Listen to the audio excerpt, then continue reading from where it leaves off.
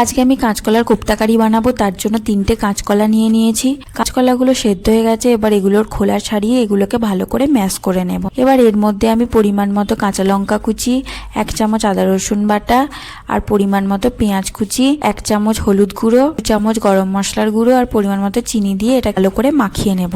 এবার এটাকে কোপ্তার আকারে গড়ে নেব। এই কোপ্তাগুলোকে এবার ভেজে নেব, তার জন্য কড়াইতে তেল দিয়ে দিলাম। কোপ্তাগুলো ভাজা হয়ে গেছে, এবার এগুলোকে সব তুলে নেব। কড়াইতে পরিমাণ মতো তেল দিয়ে দিলাম, পেঁয়াজ কুচি, কাঁচা লঙ্কা কুচি আর আদা রসুনের পেস্টটা দিয়ে দিলাম। এবার এটাকে একটু ভালো করে ভেজে নেব। পেঁয়াজটা ভাজা হয়ে গেছে, এবার এর মধ্যে আমি 1 চামচ হলুদ গুঁড়ো, সামান্য পরিমাণ মতো লবণ, সামান্য চিনি আর 1 চামচ চিকেন কারি মশলা দিয়ে দিলাম। তো এটাকে ভালো করে কষিয়ে নেব। মশলাটা কষানো হয়ে গেছে, এবার এর মধ্যে আমি পরিমাণ মতো জল অ্যাড করে দিলাম।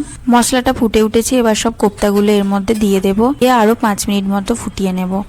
শেষে গরম মশলা আর ঘি দিয়ে আরও